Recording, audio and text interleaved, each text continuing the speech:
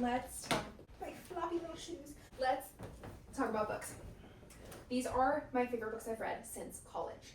I am going to talk as fast as possible. So I have 3 minutes per section, and then I'm going to pull the books out, and then if I need to come back to them, then I'll have time at the end. Because I have 30 minutes, but fewer sections than 10, 3, math, etc. Okay. I'm going to do little genre sections first. I'm so rushed. This is YA. Elsewhere by Gabrielle Zevin was pretty great. She wrote Tomorrow and Tomorrow and Tomorrow. That's all I have to say about that. Wow, I'm doing so well. Next is middle grade and kids lit. Some good ones, yeah. Nothing needs to be mentioned. Next, coffee table books. 99% Invisible City is by the podcast 99% Invisible. It's about cities. It's so good. It's one of the few coffee table books that I've read every page of. Writing about writing is what this section is. I thought Make Believe on Telling Stories to Children was phenomenal. It is by someone who writes children's books, and he did such a good job with it, and you should read it. Dr. Bramer gave me draft number 4. Christian, I haven't found a great one there. Flannery O'Connor special topics, poetry and plays. I read A Raisin in the Sun, which was amazing, and it's set in Chicago, but it's in the Hall of Fame, it's not up here. The one up here that was worth mentioning is A Bound Woman is a Dangerous Thing. It did a genre combo type thing that I like, where it has photos, bios of certain women, particularly Black women throughout history, like Eartha Kitt, Zora Neale Hurston, Ida B. Wells, and how they connect to each other, and then it also has poetry. It's out of print, so good luck finding it. I just pulled my anthologies down. They used to be on the very top corner, and I have had so much fun having them nearby and seeing how many important things are in them and how many things in them I read during college, and having something that has like a timeline of text has been cool. Is that what was special? Oh.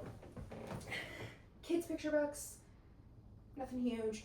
Best American Food and Travel Writing, we have 17 seconds, but oh my gosh, okay. The Best American collection you're probably familiar with, but the best one of all of them, and the only one I've ever read, is the Best American Food and Travel Writing. It's all of the coolest food and travel writing from The New Yorker, from Substacks, from anywhere around the world, and it's one of my favorite books I read every year, and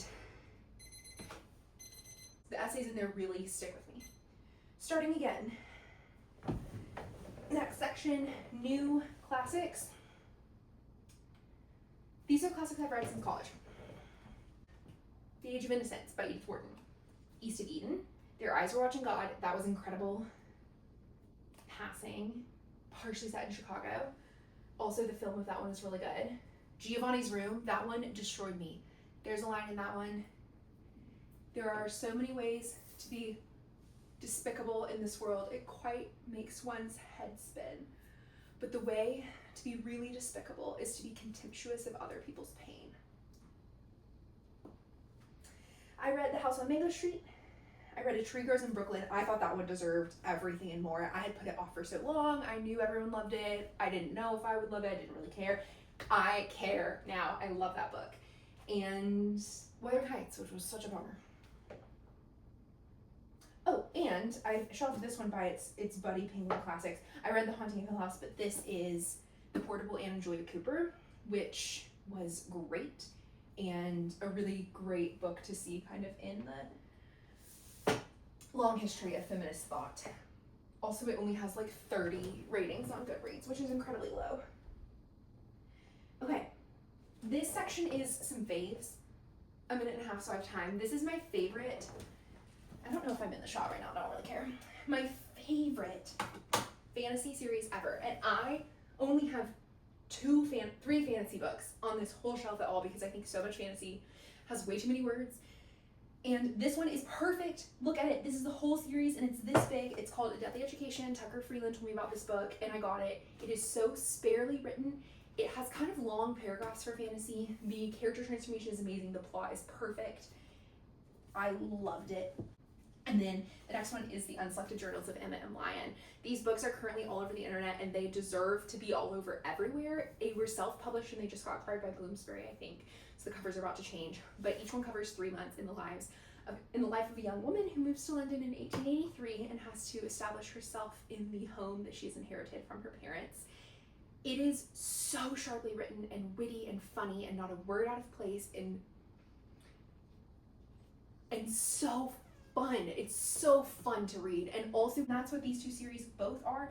It's fun when your fun books are perfectly written. Like when someone is a really, really talented writer and then they're like, I'm gonna write this girl into this neighborhood in London that has like a little bit of magic and really wonderful, distinctive friends. Oh, I'm good. Okay. I guess I'm panicking. That was 6 minutes, so I'm gonna do fiction next, okay. We can start with the fun books because I don't need to talk about those for long. Okay, if you want a fun romance and you don't like Emily Henry, you gotta go Cara Bastone. She's better than Emily Henry and deserves everything. I loved Eligible, which is a Pride and Prejudice rewrite. It's by Curtis Sittenfeld, who's super smart. These two books, that one and Lies and Weddings by Kevin Kwan, fit in the category I was just talking about, which is really sharp writers who can write perfect books that are existing in order to be fun. My favorite historical romance is this series, which has the ugliest covers in the world. This one specifically, the fourth one, is pretty intersectional and has a neurodivergent main character, and it was really interesting and well done. Dr. Johnson told me to read Swingtime by Zadie Smith when I was in college. It took me forever, and it was kind of one of the first like fiction books that I read that I was still mostly like a nonfiction person in my own personal reading life at that time. That one's amazing. Loved and Missed by Susie Boyd. If you want a short book that is incredible, this one is set in London and it follows a woman whose daughter has a baby. Her daughter is a drug addict, and so she's really concerned for both of their safety, and it's so well observed. Barbara Kingsolver, Demon Copperhead, I thought it was great. I thought it was really great. I was like, if you're gonna have new novels that everyone reads and everyone loves, they might as well be great.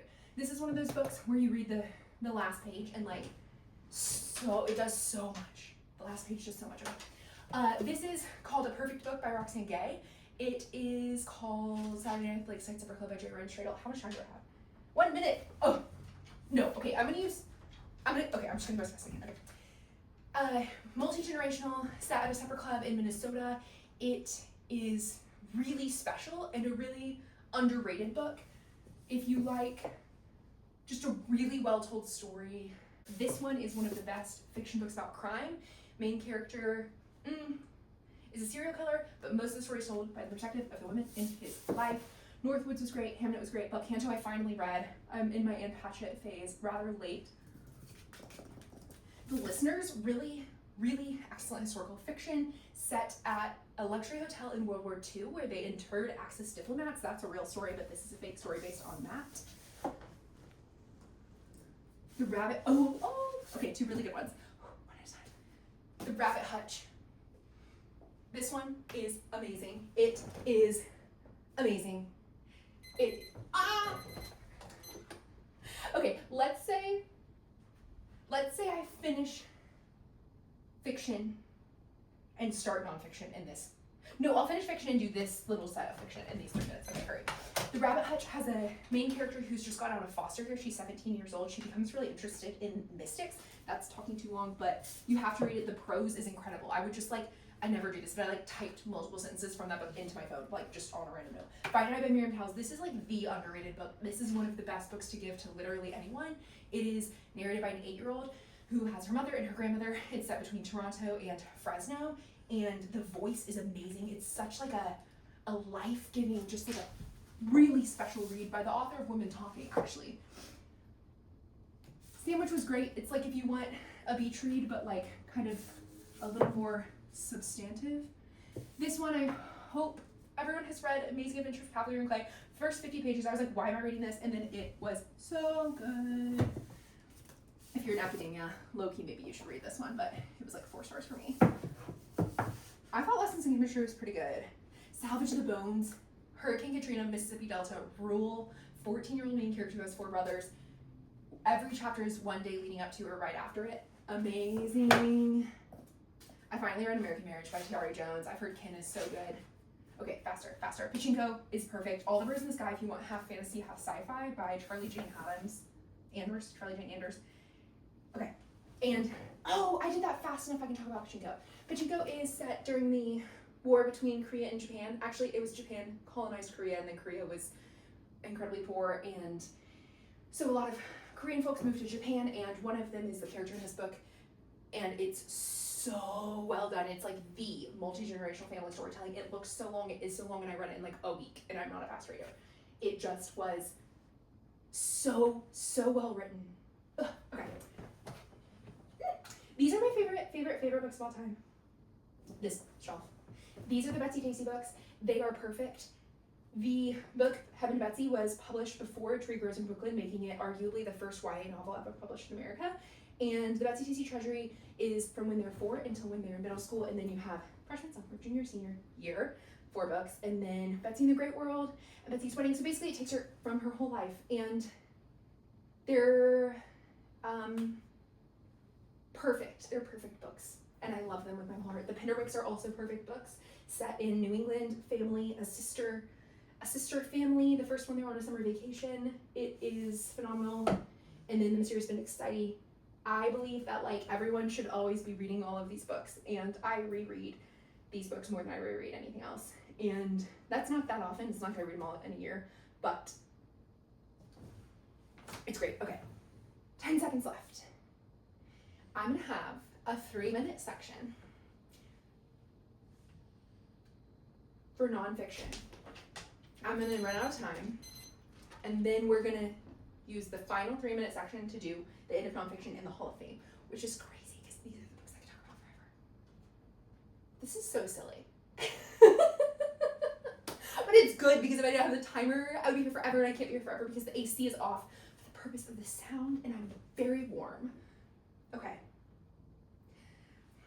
I'm gonna start with nonfiction right here. So it goes, and then these books connect to these and go this way. This is gonna be so hard.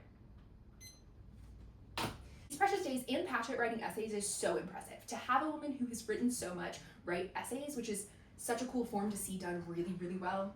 That book was special. How We Fight for Our Lives is a queer memoir set in like Kentucky that I thought was just great. Bone Black by Bell Hooks. This book is so good. It's a memoir by Bell Hooks about growing up in the rural South. It is one of those memoirs that like does more than, or just like, it's like at the top, the cream of the crop of that genre.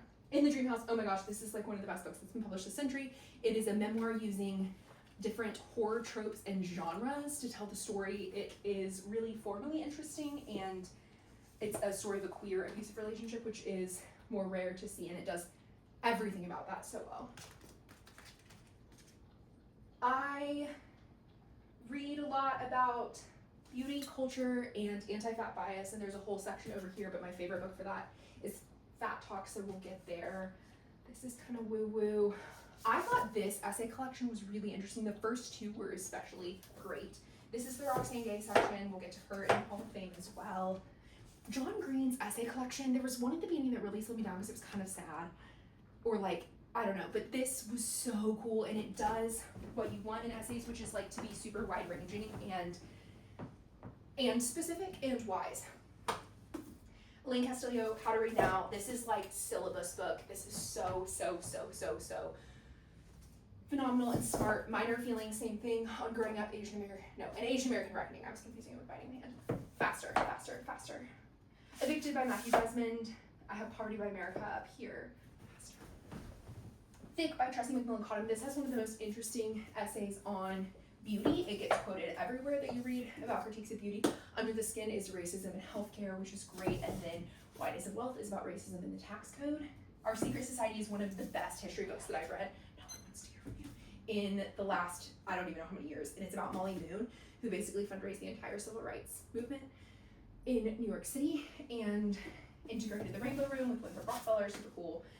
Bookshop. I think books about books are usually gimmicks, especially nonfiction ones. This one was so great. It was so well written, and the guy takes you through the history of the United States via the history of certain bookstores in the United States. Like the first bookstore was owned by Ben Franklin, and then he gets into so many different formats and forms of bookstores, and it was just so loving and wonderful. Casey gave me the library book, and it was great. I read Kreft. It was not great, but only because he was more interested in telling you about how to bale hay the old-fashioned way than what does it mean to think about baling hay the old-fashioned way. This one was amazing. Okay, this is Object Lessons by Bloomsbury, where they had people write an essay collection about a specific object. They have them for so many things, and I had to hunt so hard to find this one, which is about high heels. It pulled from everything. Like, it's pulling from Rebecca Solnit, it's pulling from Ovid's Metamorphoses, it has Daphne and Apollo, or however, when she gets stuck with her feet in the ground, and girl, the dog is having feelings, probably because I broke my rule. There, I started again. This was so cool.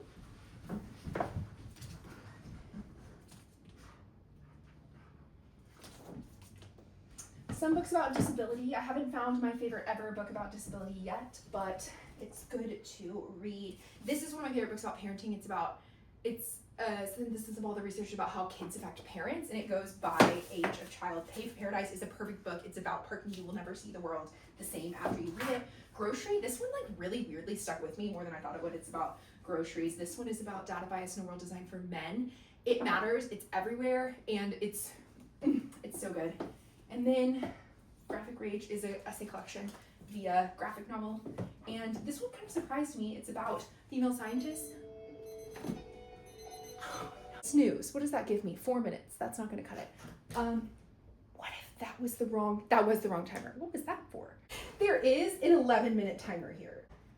So I don't know what that one, oh, I do know what it was about, and I don't need it. Chaos ensued. Okay, if I cut that down, a timer went off, but it was not the timer. That symbolized our 30 minutes is up, which is good because that did not make any sense. It's weird that it happened at that exact moment. Okay. Oh my gosh, we're almost done. We're almost done, and we have 8 minutes. Did I not just learn that? 11 minutes. Oh, okay. Time to slow down and get thoughtful. I'm gonna set this for 5. See what I can say in 5 minutes.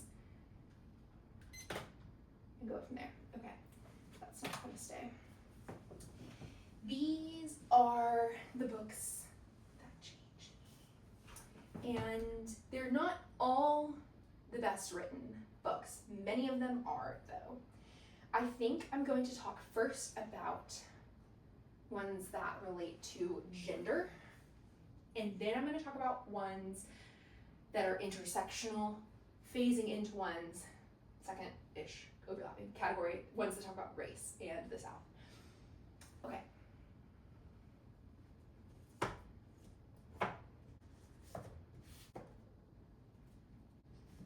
Ooh, this is cool. I've never actually done this before. Oops. Okay. These books have in common thinking about, oh no, that's too general. I can't generalize like that. Okay, so the first book on this is a Brene Brown book that is an absolute mess. It's the messiest book on here, but it says one thing that really stuck with me about shame, which is that it's like a really destructive emotion. For women, shame comes from conflicting and competing expectations that you can't uphold all of. Whereas for men, shame comes from one thing, which is being perceived as weak. And that's very instructive, I guess, to know. Bad Feminist is an essay collection that absolutely changed how I see the world and is so important and made me so wise. Like when I flip back through it, there are things in it that I didn't know that I learned from that. To the Lighthouse by Virginia Woolf. I read that in school. It's so good. I reread it recently, which I've only reread maybe 3 or 4, probably more, okay. Hunger by Roxane Gay is a memoir of, it's called A Memoir of My Body, and it is by the author of Bad Feminist. It is so good. And it's one of the best books about violence and who you make yourself to be after violence, which also relates to Know My Name by Chanel Miller, which is by the victims of the Stanford Sexual Assault case. This book is like top books for me, and I really think everyone should read it. And it reads so fast, and that is the same subject. two journalists take on, there we go, the subject of similar subjects. No Visible Bruises. How are we doing? Is about domestic violence. It's like the book to read if you want to read a nonfiction book about that. I think in that it was that for me. I'm sure there's many good ones. Liliana's Invincible Summer. A poet and novelist, Cristina Rivera Garza, goes back to try to look into her sister's death, which her boyfriend killed her in Mexico City in 1990. And it's so good. Monsters is What Do We Do with the Art of Bad Men? It went so many interesting places that I did not expect and was so gratified by. Rebecca Solnit Recollections of My Non-Existence absolutely floored me. It's got to be one of the best books up here. And it's a memoir, but she wrote it in her 60s about like her 20s and 30s, which gives it this really interesting distance. It's also like the 20-something book she's written, so her grasp on material anyway. Fat Talk is, like I said, the book about bodies and diet culture. That's kind of the best one, I think. Thick is about all of the things we just talked about by Trust Me McConnell. It's also down here. Okay. Race, and then we'll be out of time, and then we'll just slow down. Oh, the Cloister Walk is women as well. It's a woman who becomes an oblate at a Benedictine monastery in Minnesota, and she's a poet. So it's not like it's like one of the most thoughtful and wise and like interested Christian books, and great. Okay. Trick Me by Jude Tolentino. See, I missed some. Pilgrim of Tinker Creek, but we're moving on. Okay. Fever in the Heartland. Fire Next Time. Poverty by America. The Barn. Shadow and Act. Color Purple. Oh, these three. And then Raisin in the Sun. Let's call that maybe Bad Feminist. Okay, so if we do intersectionality, we'll pull out half the books that we just had out, which would be Bad Feminist and Thick specifically. The Raisin in the Sun we already talked about. How the Word is Passed was started as a dissertation. It's not by a scholastic academic press, though. It's back-made books. And Clint Smith wrote it about how we remember slavery or don't remember slavery in America, and he travels to all these different monuments. It's so gorgeously written. This one is a middle grade book called The Watsons Go to Birmingham, and it's perfect. The Color Purple I finally read. I was just like so I'm running out of my favorite words because I'm using all of them, all these my favorite books. It was phenomenal. I was floored, everything to say. Epistolary.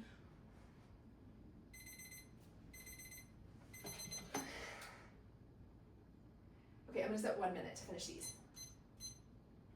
Why? Okay. Shadow and Act by Ralph Ellison. I still have not read Invisible Man. He is Oklahoma's I'm from Oklahoma, most amazing, prestigious author, whatever. This essay collection was amazing. I actually did it for my birthday display at the store last year, and I had it connect to all of the other books that I love, all of the themes in it. Little palimpsest, if you will. The Barn by Wright Thompson. Guys, this book is incredible. It is one of those books that's like, it's an everything book. It's narrative, nonfiction, it's history, it's the man who writes it knows all the players, and basically he goes back and examines the barn where Emmett Till was killed, which is not recognized until he wrote this as that because Leslie Millen never went on trial, and so when they told the story to journalists, they lied about where he had been murdered. This is like it's such a good book. Okay, Poverty by America is about poverty in America. It's phenomenal. Fire Next Time, James Baldwin, needs no ads. And A Fever in the Heartland is about the Ku Klux Klan. I bought it at Church Street Coffee in Birmingham, and it turns out it's about Indiana because the Ku Klux Klan came back after Reconstruction in the 1915s and 20s, and one of their most terrible and eager leaders was in Indiana, which had the biggest Klan in America. He was incredibly violent towards women, and one of those kidnapping and rape attempts ended up bringing down his entire career, and Timothy Egan did a wonderful job telling the story. So, woo, okay. Oh my gosh. Why? Okay, I don't think I yelled. I was gonna say I just yelled, but technically that wasn't yelling because I wasn't yelling. And is there anything to say to cap that off? No, because the only books I talked about were the ones I would want to say right now, but you have to make sure you read blah, blah, blah. So, I think I can wrap it up. Right now, my favorite book to sell is Fight Night by Miriam Toews. And no, I can't summarize anymore. That was the summary. So we're fine, yes that is.